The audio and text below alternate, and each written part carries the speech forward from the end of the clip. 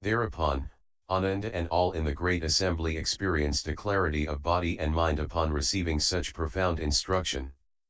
They contemplated the Buddha's Bodhi and Parinirvana like someone who, having traveled far on business, knows that he is on the road home, although he has not yet returned completely.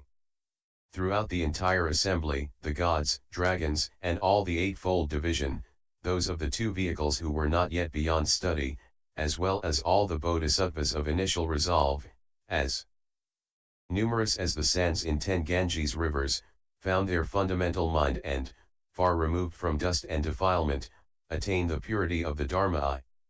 The bhikkhuni nature attained arhatship after hearing this verse, and limitless beings brought forth a matchless, unequaled resolve for anuttara samyak sambadhi.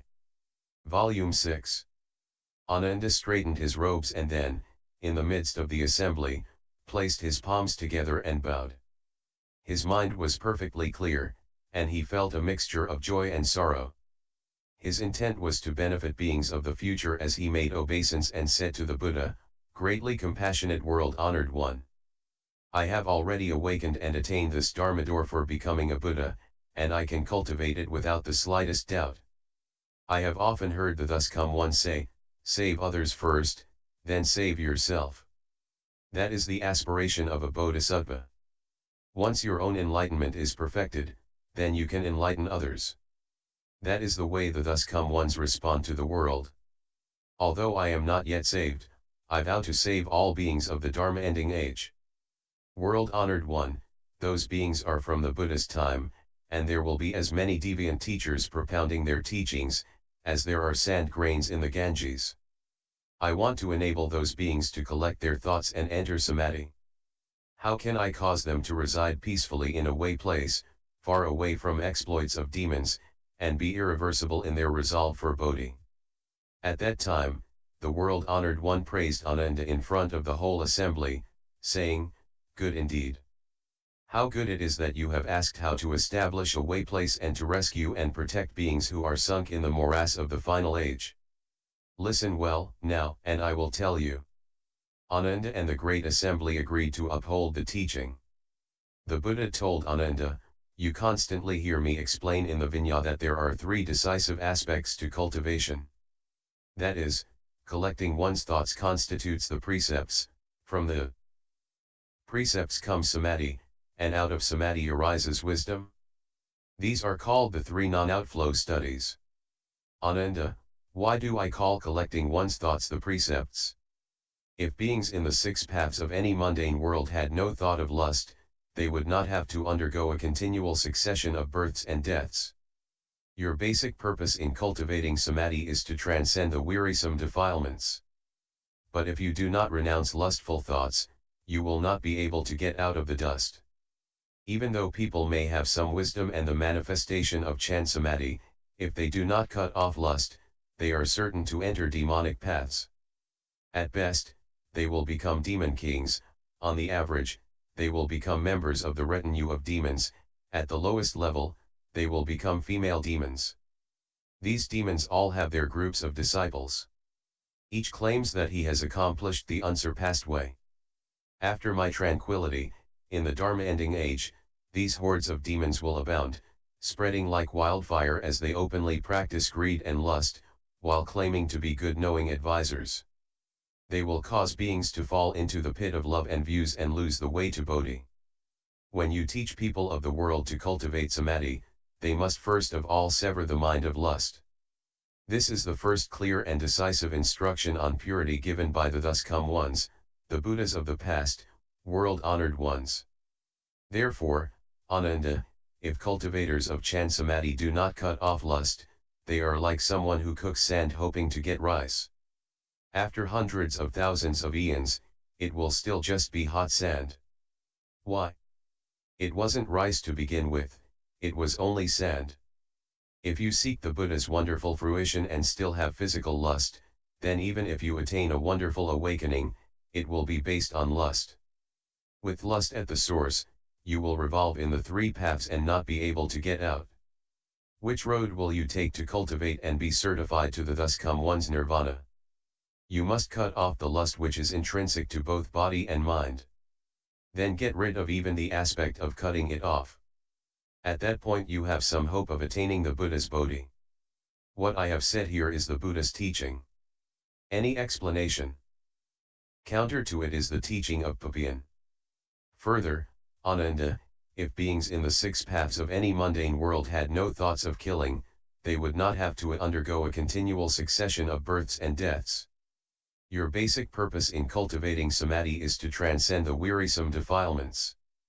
But if you do not renounce your thoughts of killing, you will not be able to get out of the dust. Even though people may have some wisdom and the manifestation of Chan Samadhi, they are certain to enter the path of spirits if they do not cease killing. At best, they will become ghosts of great strength.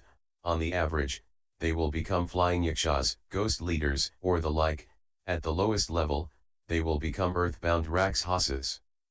These ghosts and spirits all have their followers. Each claims that he has accomplished the unsurpassed way.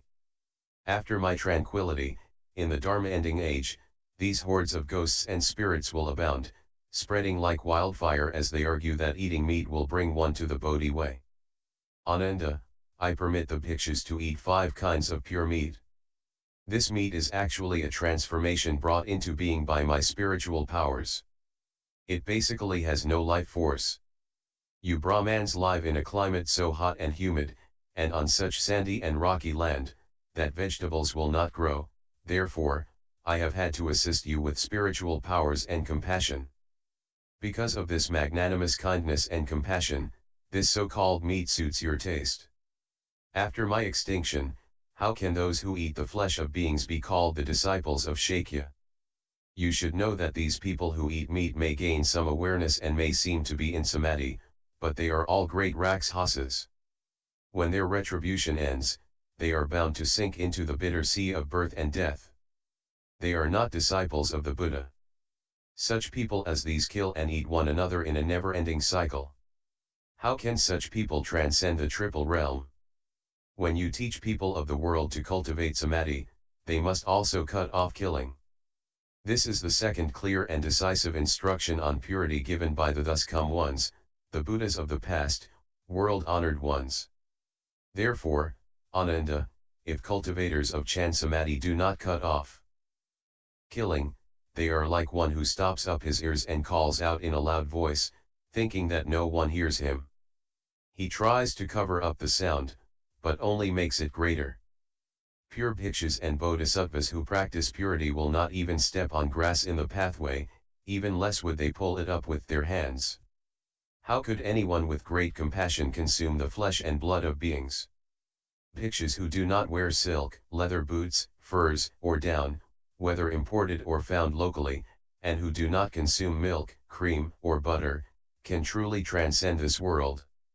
When they have paid back their past debts, they will not have to re-enter the triple realm. Why not? When someone wears anything taken from a living creature, he creates conditions with the creature, just as when people ate the 100 grains, their feet could not leave the earth. Both physically and mentally one must avoid the bodies and the byproducts of beings, by neither wearing them nor eating them. I say that such people have true liberation. What I have said here is the Buddha's teaching. Any explanation counter to it is the teaching of Papian. Further, Ananda, if beings in the 6 paths of any mundane world had no thoughts of stealing, they would not have to undergo a continuous succession of births and deaths. Your basic purpose in cultivating samadhi is to transcend the wearisome defilements. But if you do not renounce your thoughts of stealing, you will not be able to get out of the dust. Even though people may have some wisdom and the manifestation of Chan Samadhi, they are certain to enter a deviant path if they do not cease stealing. At best, they will become clever apparitions. On the average, they will become vampire ghosts. At the lowest level, they will become deviant people who are possessed by river sprites. These deviant hordes all have their followers. Each claims that he has accomplished the unsurpassed way. After my tranquility, in the Dharma ending age, these vampires and deviant entities will abound, spreading like wildfire as they surreptitiously cheat others. Calling themselves good knowing advisors, they will each claim that they have attained the unsurpassed Dharma. Enticing and deceiving the ignorant, or frightening them out of their wits, they disrupt and lay waste to households wherever they go. I teach the bhikshus to beg for their food according to where they are, in order to help them renounce greed and accomplish the Bodhi way. The bhikshus do not prepare their own food, so that, at the end of this life of transitory existence in the triple realm, they can show themselves to be once returners who go and do not return.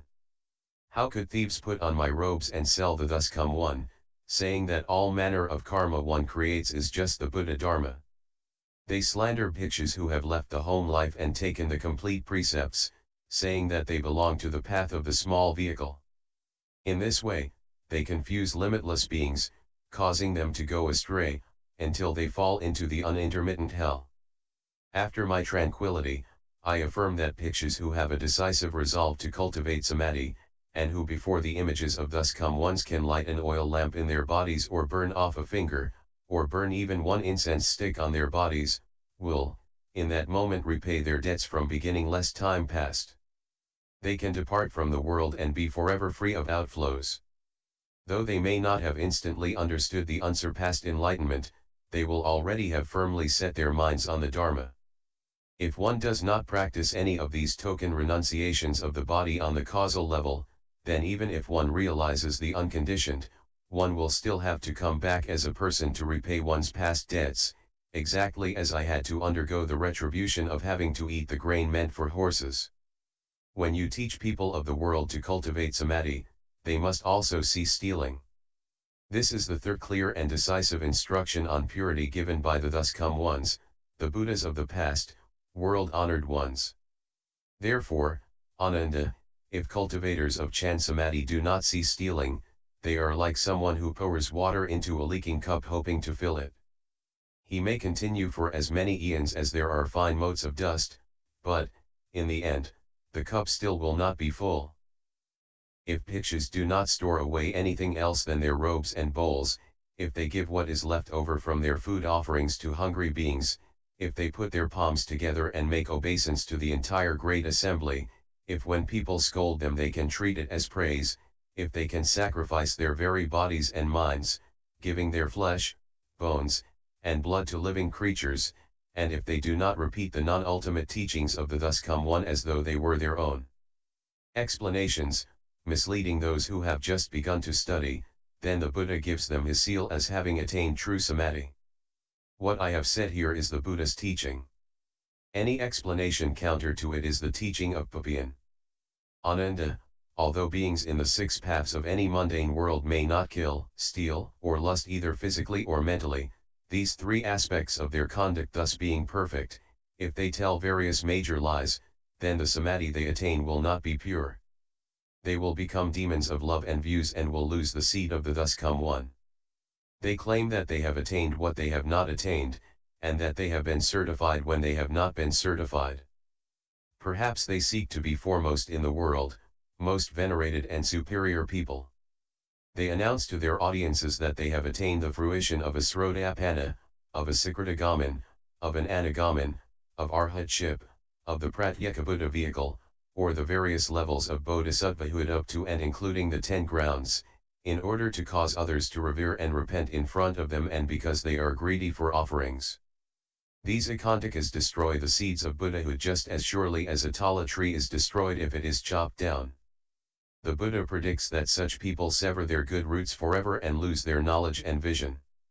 Immersed in the sea of the three sufferings, they cannot attain samadhi. I command that after my tranquility, bodhisattvas and arhats appear in response bodies in the Dharma ending age, and take various forms in order to rescue those in the cycle of rebirth. They should either become shramanas, white-robed lay people, kings, ministers, or officials, virgin youths or maidens, and so forth. Even prostitutes, widows, profligates, thieves, butchers, or dealers in contraband, doing the same things as these kinds of people while they praise the Buddha vehicle and cause them to enter samadhi in body and mind. But they should never say of themselves, I am truly a bodhisattva, or I am truly an arhat, or let the Buddha secret cause leak out by speaking casually to those who have not yet studied, other than at the end of their lives and then only to those who inherit the teaching. Otherwise, aren't such people deluding and confusing beings and indulging in gross false claims? When you teach people in the world to cultivate samadhi, they must also cease all lying. This is the fourth clear and decisive instruction on purity given by the thus come ones and the Buddhas of the past, world-honored ones. Therefore, Ananda, one who does not cut off lying is like a person who carves a piece of human excrement to look like chandana, hoping to make it fragrant. He is attempting the impossible. I teach the bhikshus that the straight mind is the way place and that in all aspects of their practice of the four awesome deportments they should avoid falseness. How could they claim to have themselves attained the dharmas of a superior person? That would be like a poor person falsely calling himself an emperor and thereby bringing about his own execution. Much less should one attempt to usurp the title of the Dharma king. When the cause ground is not true, the effects will be distorted. One who seeks the Buddha's bodhi in that way is like a person who tries to bite his own navel. Who could possibly succeed in that? If the bhikshus' minds are as straight as bowstrings, and they are true and real in everything they do, then they can enter samadhi and never be involved in the deeds of demons. I certify that such people will accomplish the Bodhisattva's unsurpassed knowledge and enlightenment. What I have said here is the Buddha's teaching. Any explanation counter to it is the teaching of Papian.